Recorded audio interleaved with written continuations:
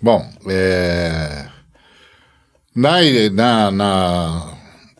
na questão pura e simples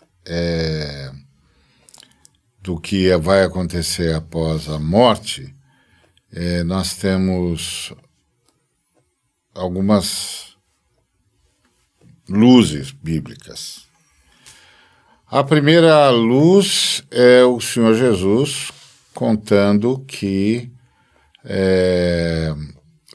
uma cena do mundo dos mortos, que a gente chama, que muitos chamam de a parábola, mas na verdade é a história do rico e do Lázaro. O Senhor está contando uma cena no mundo dos mortos. Então ele diz que tanto o rico quanto o Lázaro estavam plenamente conscientes. E a ponto de o rico poder dirigir a palavra para Abraão. Certamente sem mediação, não é? Mas ele alcança Abraão e Abraão o alcança na interlocução. E explica para ele que entre eles há um abismo intransponível, portanto o rico não pode... O Lázaro não pode ir onde está o rico e vice-versa. E que o rico perdeu. Teve toda a chance, conhecia a lei, conhecia Moisés, cresceu sob a fé judaica, sabia do jubileu, sabia de como devia ter vivido, sabia como devia ter tratado o seu irmão miserável que jazia à sua porta, não cumpriu a lei. E perdeu. Ponto. Perdeu, meu amigo. Você sabia, você não fez, você está aí no lugar de tormento. E essa coisa de pedir pro Lázaro como se ele ainda tivesse alguma autoridade ou alguma possibilidade de ser servido, ele tinha de se dar conta. Perdeu, playboy. Perdeu. Você perdeu, você teve chance. Primeiro que você não devia ter vivido como viveu. Segundo, que você não devia ter tratado Lázaro como tratou. Terceiro, que você não devia ter achado que era um sujeito para ser servido. Porque todos os seres humanos estão para prestar serviço uns aos outros. Então, você sabia disso tudo. Você tinha a lei, você tinha Moisés, você tinha os profetas. Você perdeu. Aí ele diz, não, mas então ele não pode voltar para avisar os meus familiares. E o Abraão disse, os seus familiares estão na mesma situação que você, eles têm Moisés e os profetas que os ouçam. Perdeu, playboy, você tinha um negócio na mão igual ele. Só que você não obedeceu, você não fez, você não seguiu Moisés. Então, a luz que Cristo lança é que está todo mundo consciente. Está todo mundo consciente. Como diriam os portugueses, está todo mundo consciente.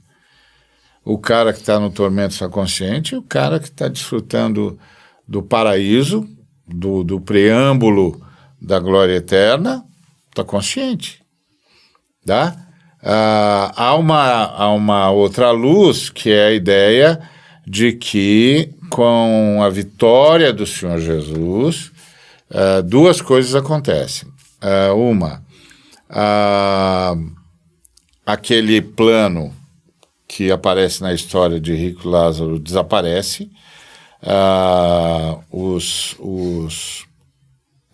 do Senhor Jesus sobem com ele, já para ficar na presença dele, na mesma consciência, mas já sem o plano do Hades. Que aqui você tem um plano do Hades, está todo mundo aqui. Só que tem um grupo que está em tormento e um grupo que está desfrutando da presença da esperança abraâmica.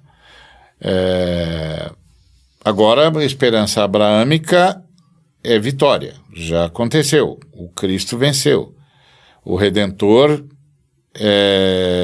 como diz o livro de Jó, apareceu, vive e venceu. Então, esse pessoal vai com ele. E esse outro pessoal fica aqui. no lugar de tormento. Mas o que é que não muda? O que não muda é consciência. Todos são conscientes. A outra luz é que dormir nas escrituras sagradas é o nome que se dá à morte, porque ela não é definitiva. É justamente para se contrapor à ideia de que a morte é sair da existência, é deixar de existir. E não é. Ninguém sai da existência. Então, dormir é uma metáfora para deixar claro nas escrituras que ninguém sai da existência e que a existência não é interrompida. Ela continua numa outra dimensão. Tá certo? Então, por isso é dormir e não morrer, porque é a ideia da morte que é extremamente forte na lógica grega, que é o Thanatos, que parece indicar um fim, que precisa de um outro ciclo, qualquer coisa que o valha, e os apóstolos estão conversando, estão falando com o mundo grego, então eles substituem o termo Thanatos, que é essa morte que exige um novo ciclo, se esse ciclo existir, para dormir, que é a ideia de que você só está transicionando de um dia para o outro, tá certo? Então, pegar esse termo dormir, que é eminentemente metafórico, e transformar numa condição é que é o equívoco. Porque Jesus lançou a luz sobre isso.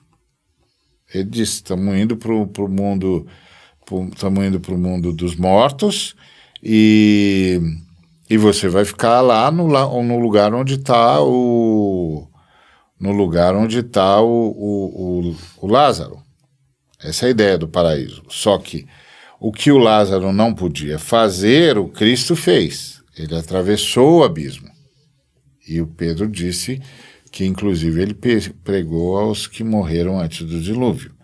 Então, o que o Lázaro não podia fazer, o Cristo fez para vencer a morte. E venceu-a. Ponto. O que isso significa, ou significou lá, nós não sabemos, porque não nos foi revelado, e teologia é um discurso sobre a revelação. Não é uma elucubração sobre a revelação. Então, não foi revelado, nós não sabemos. Sabemos que ele foi, que ele atravessou o abismo, que ele pregou aos que morreram antes do dilúvio, segundo nos informou o apóstolo Pedro, desceu aos infernos, como nos ensinou o apóstolo Paulo, ambos pelo Espírito Santo, mas nós não sabemos o que isso significa exatamente, só sabemos que ele venceu a morte, triunfou sobre o inferno e tem as chaves do céu e do inferno, ponto. E agora, o dormir, a briga em cima do dormir é que é o equívoco, porque o dormir é metafórico justamente para se contrapor à visão que a comunidade greco-romana tinha da morte, como uma questão determinante e que só se resolvia num próximo ciclo, que é a ideia do eterno retorno. E aí o apóstolo Paulo foge da figura e vai para a figura do sono, que é só a transição de um dia para o outro. O sono não é uma coisa eterna, é uma transição. Saiu de um dia para ir para o outro. Então essa é a ideia de que você muda de ambiência, muda de dimensão, mas continua existindo. Essa conversa ela pode dar muita essa passagem de Lázaro. Mas o que eu achei interessante é que você deu uma luz aqui, que existe sentimento do outro lado. Isso, exatamente. Porque o rico ele tinha um sentimento com relação a Lázaro, né? E um sentimento com relação aos seus familiares.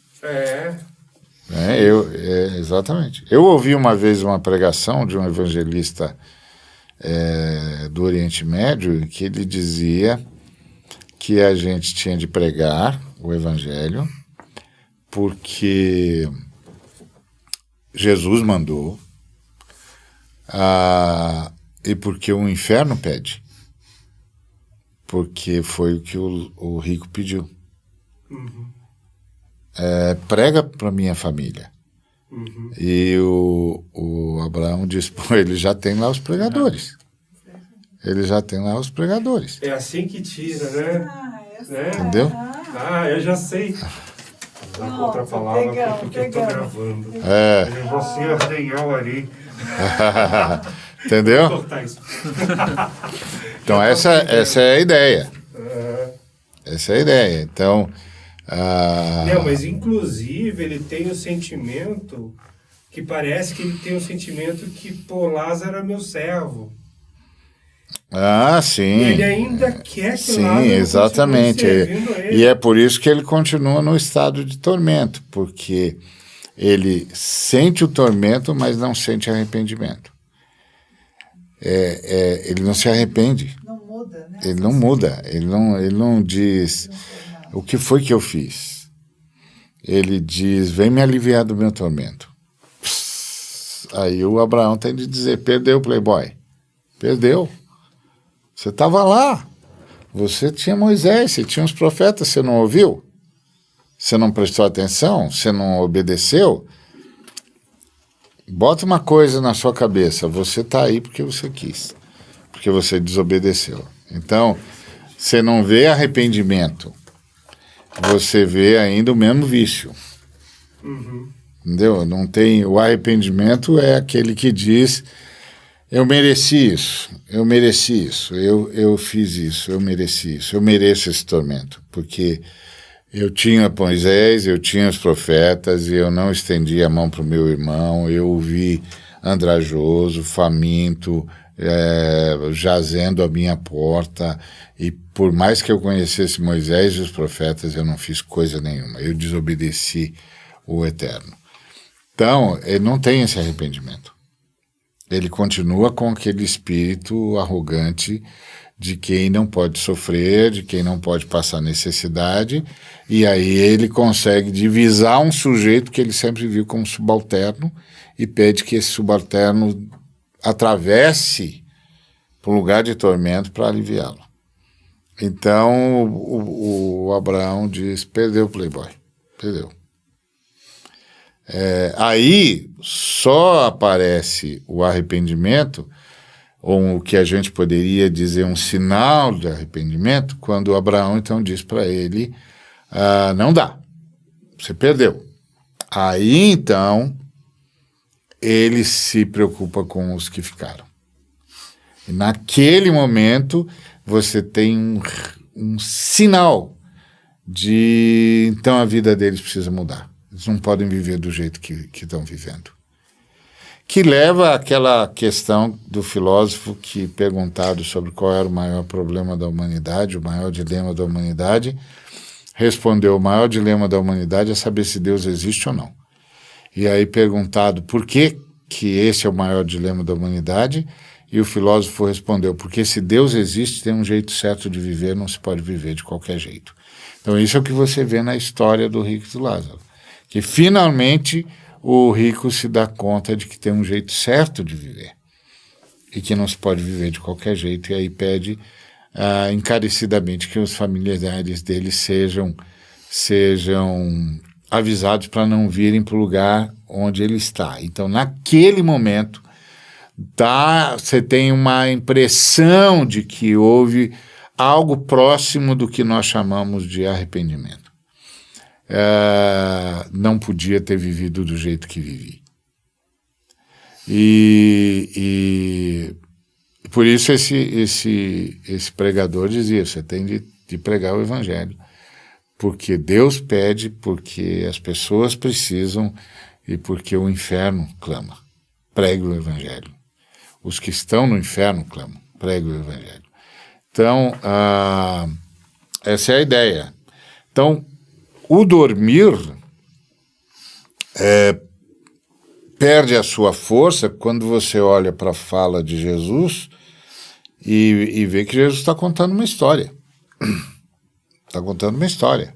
E está contando a história bem do ponto de vista do grande profeta que está chamando o povo de Israel de volta ao jubileu e dizendo para eles qual é a consequência da não obediência ao princípio do jubileu, que é o princípio de reinventar a sociedade a cada 50 anos para impedir que haja andrajosos em Israel, que haja miseráveis em Israel.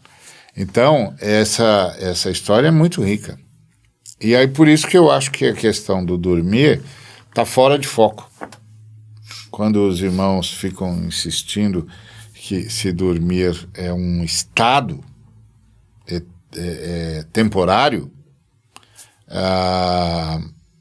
é uma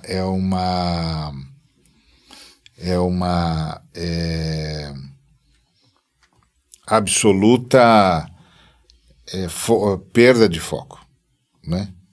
E os que defendem o dormir é que eles acham que o sujeito vai ser tá pagando antes de ser julgado, mas ele já foi julgado. O julgamento é este, que a luz veio e eles amaram mais as trevas do que a luz. Então já foi julgado.